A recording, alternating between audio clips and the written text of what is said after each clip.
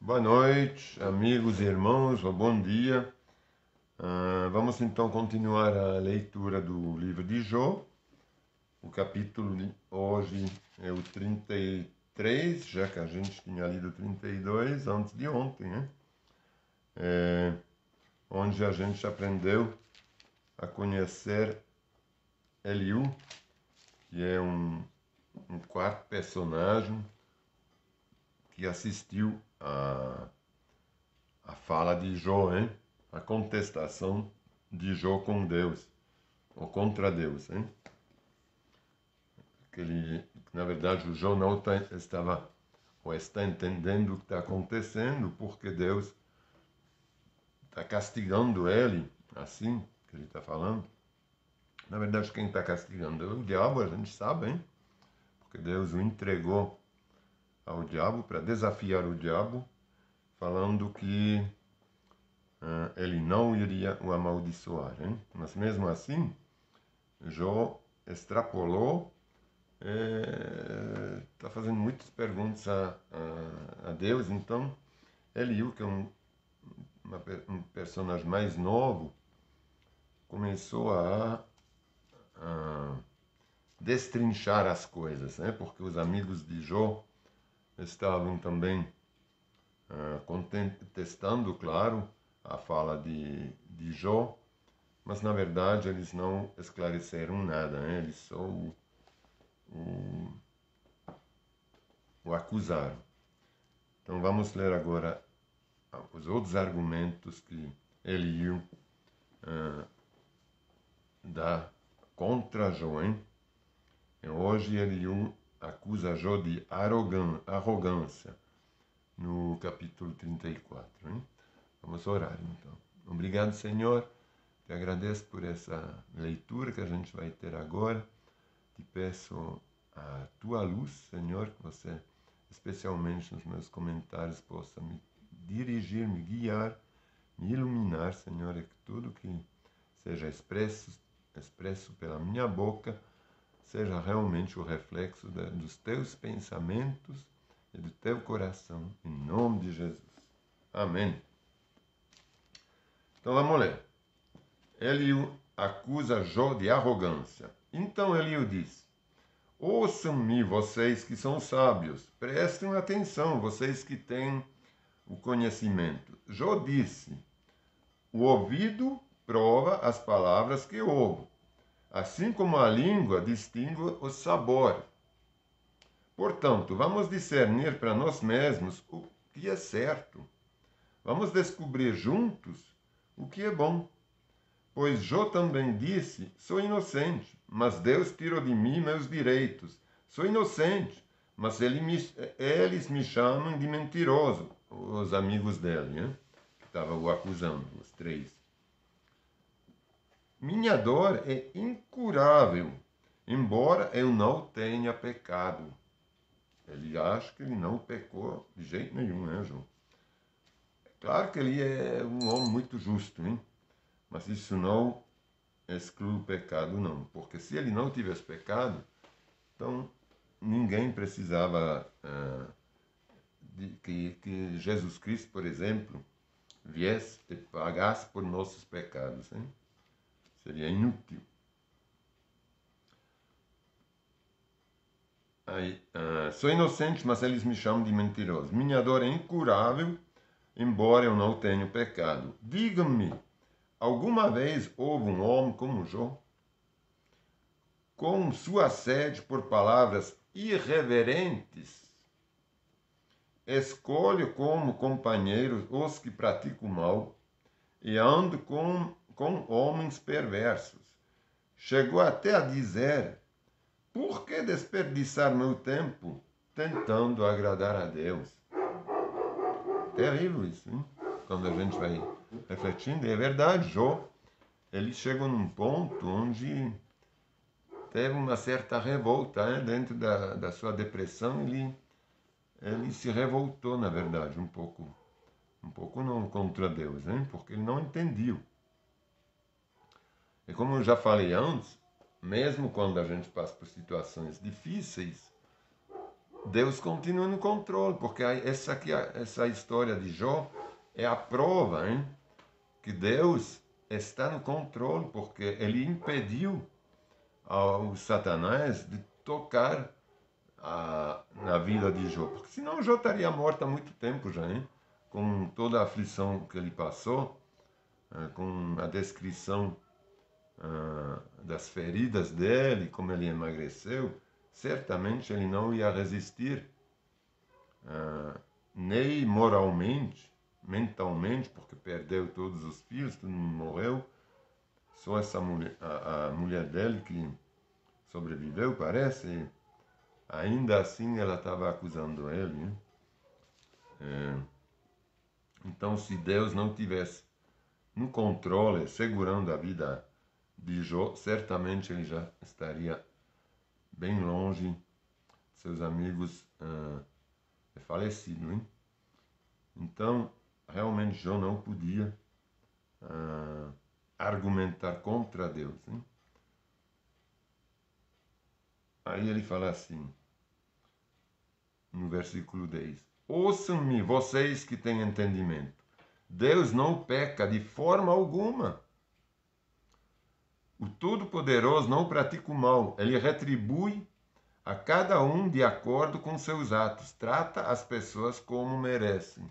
Isso é real até hoje mesmo, que Jesus Cristo veio para pegar por nossos pecados, hein? Se encarregou das nossas doenças, mas Deus continua sendo justo, hein? Ele continua sendo tudo-poderoso, ele continua sendo o juízo final, hein? Ele continua a tratar as pessoas do jeito que elas merecem. Então, quem não aceitou Jesus Cristo vai ser tratado da forma que ele merece, tanto quanto quem aceitou Jesus Cristo vai ser tratado dessa mesma forma que ele merece. Um vai ser salvo, o outro não.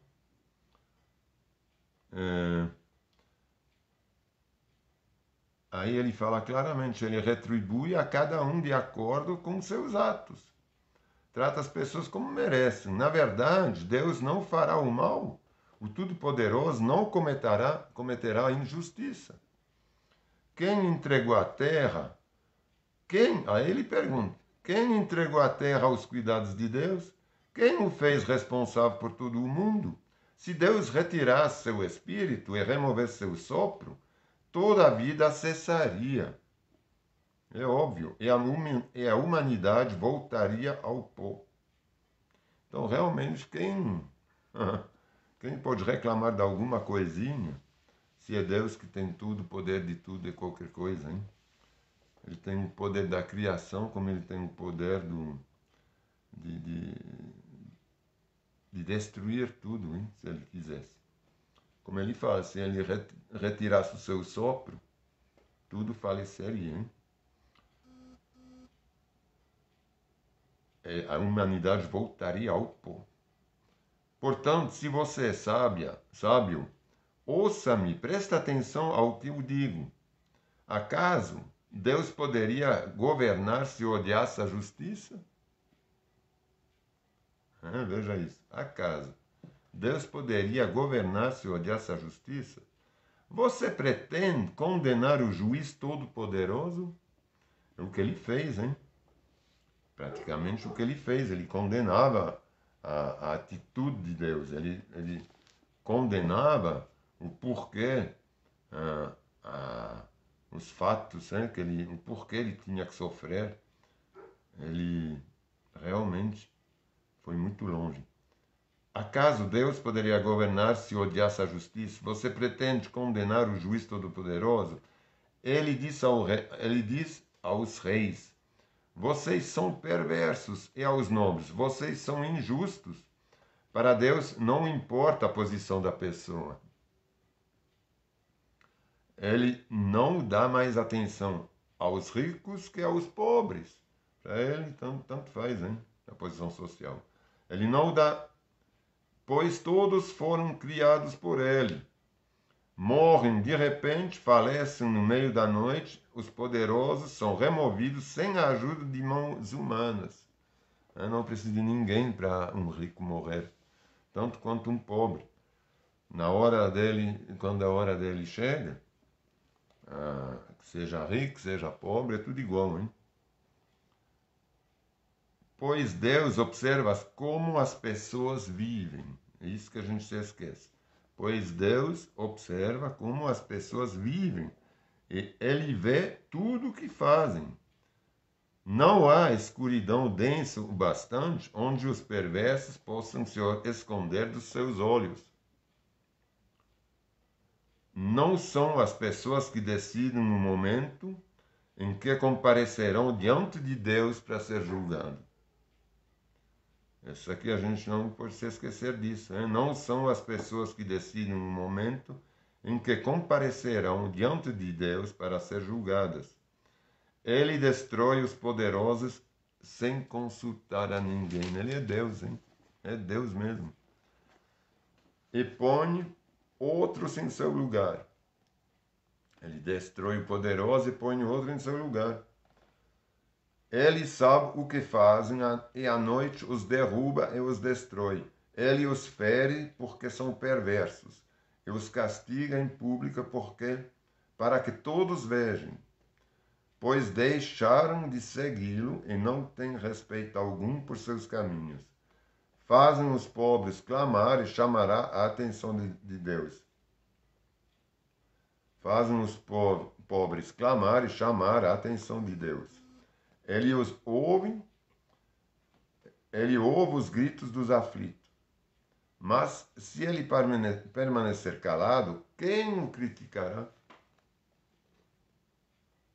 Pois é. Quando ele esconde seu rosto, ninguém pode encontrá-lo, nem o indivíduo, nem a nação. Ele impede que os ímpios governem, para que não sejam uma cilada para o povo. É verdade que Deus tem tudo na mão, hein? Quando a gente acha que as coisas acontecem por nossa decisão, mas se Deus não quisesse que acontecesse, não aconteceria não. Porque o mundo, o destino do mundo, tanto das pessoas como das nações, acontece que está aqui. Oh. Mas se ele permanecer calado, onde estava escrito aqui?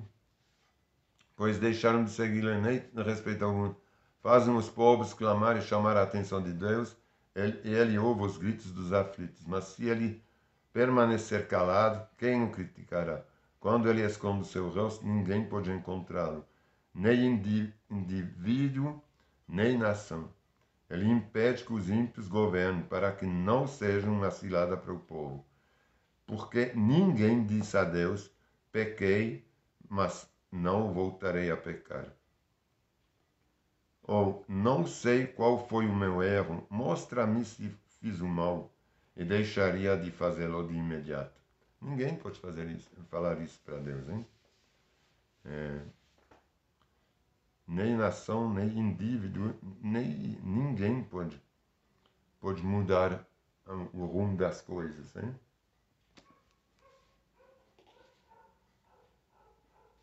Porque Jó estava falando, me mostre qual foi meu erro, eu deixarei de fazê-lo. É por isso que ele fala aqui, ou não sei qual foi meu erro, mostra-me se fiz o mal, e deixarei de fazê-lo de imediato. Bom, hoje a gente tem o Espírito Santo para nos mostrar isso, hein?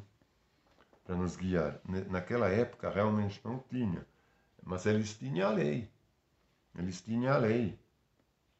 E a lei era o caminho que as pessoas deviam seguir, hein?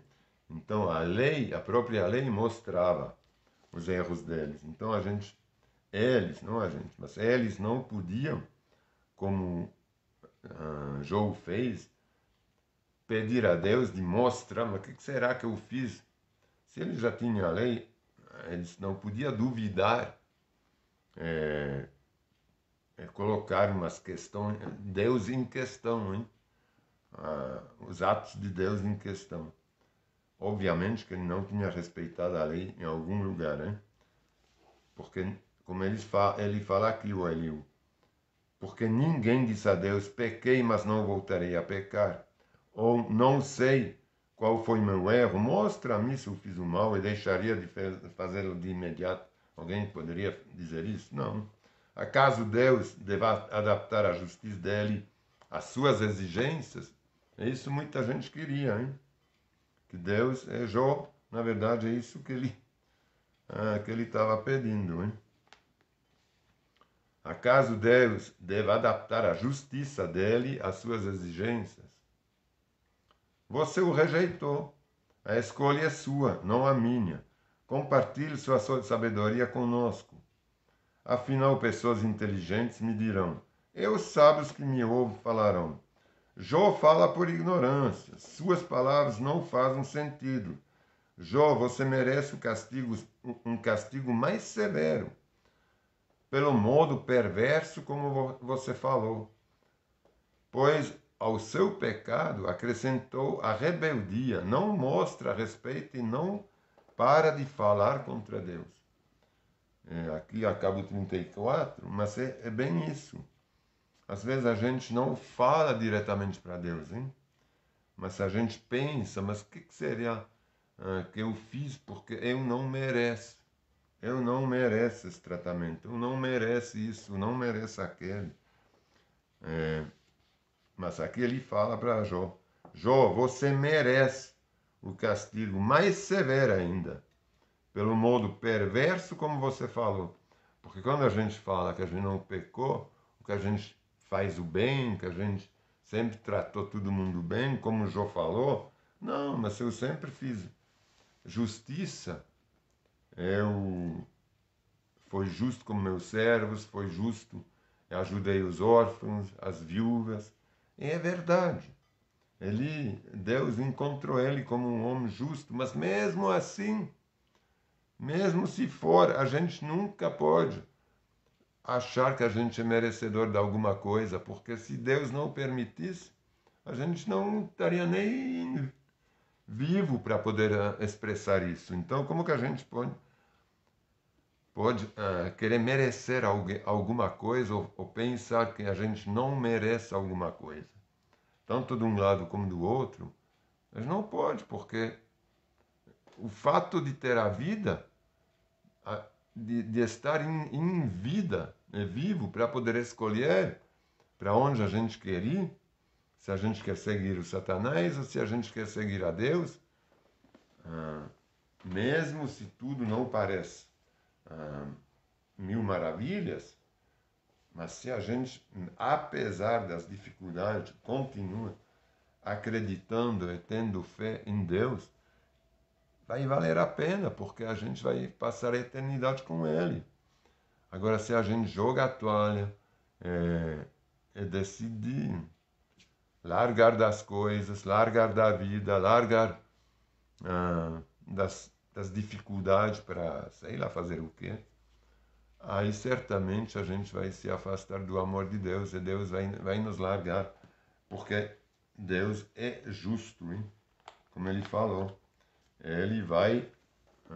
A gente não sabe quando que a gente vai ser apresentado na frente dele, mas o dia vai chegar. Para quem não se converteu, para quem não decidiu de seguir a Deus, a Jesus Cristo, hoje em dia, para quem não entregou a sua vida para Deus e não confessou que Jesus é Filho de Deus, isso aqui vai ser difícil, porque esse vai ser apresentado em frente de Deus e vai ter que se justificar. Ele não vai conseguir. Ele não vai conseguir. Porque quem nos justifica é Jesus. É Ele que é o mediador entre Deus e a gente. Então, se a gente não aceita o amor de Jesus Cristo pelo amor a Ele, por amor a Ele, e por amor ao que Ele fez para a gente não tem chance nenhuma de encontrar uma justificação, hein? A gente não vai conseguir se justificar perante a Deus, porque todos e todos são pecadores. É por isso mesmo que Jesus Cristo teve que endossar nossos pecados, morrendo e se sacrificando na cruz. Então, tomamos cuidado de como que a gente pensa e fala, da gente não achar que a gente é merecedor de alguma coisa, porque isso a gente escuta muito, hein? Ah, eu não mereço, ou você não merece, ou você merece melhor, você merece. Não, ninguém merece nada. É pela boa vontade de Deus, entendeu? A gente merece nada, a gente recebe a vida por graça gratuitamente. Agora, como que a gente poderia exigir algum merecimento, hein? Isso não existe de forma alguma. Então, muito obrigado, Senhor, por esses ensinamentos, por essa clareza, por nos mostrar, Pai, que a gente não é merecedor de nada, já que o Senhor você nos deu a vida, o fato de sermos vivos para poder escolher, para passar esse pouco tempo aqui na Terra, às vezes sofrendo tribulação junto com todos os outros, que a gente não é melhor que ninguém, a chuva ela cai para todos, o frio está aqui para todos, para cristãos e não cristãos, para fiéis e infiéis. É esse momento que a gente tem, Senhor, para fazer essa nossa escolha, para escolher qual lado a gente vai querer passar nossa vida, a vida eterna, hein? Então, que a gente não se pega a ter exigências merecidas ou não merecidas. Isso aqui são coisas abstratas que não existem, são pesos e medidas, considerações que não cabem no reino de Deus. Não há diferença entre rico e pobre, não há diferença entre merecimento e desmerecimento. Todo mundo é igual, todos receberam a vida pela tua graça, pelo teu amor. Um vai a viver de um jeito, o outro vai a viver de um outro jeito. É só isso, mas nenhum nem o outro mereceu nada. Não merecerá. Agora, ele vai ser julgado certamente pelos seus atos. Porque, Senhor, tu és justo. Então, melhor reconhecer em vida aqui na terra que, Senhor, tu és Senhor e tu és Deus. E que teu Filho recebeu todo o poder delegado por ti. É que teu Filho, que tem a chave do reino, do teu reino, é teu Filho que é a cabeça da igreja, de todos os redimidos contigo, Senhor. Então, te agradeço, Senhor, e eu te peço também a tua indulgência, a tua graça sobre todos os que ainda são para vir, Senhor, estão para te conhecer. Eu te peço, Senhor, que a tua graça possa nos alcançar, Senhor, que as escamas da ignorância caem, essas escamas que ocultam a tua glória possam cair por terra e que todos eles possam enxergar a tua luz, a tua glória, ser iluminado pela tua glória e pela tua graça. Em nome de Jesus. Amém. Obrigado. Vamos então se encontrar amanhã ou depois da manhã para o capítulo 35, onde o Eliú vai falar para Jó sobre a respeito da justiça de Deus, como Deus é justo, hein? É inteiro, é pleno. Então, até a próxima vez, o capítulo 35, dormam ou fiquem com Deus, tá? Tchau, tchau.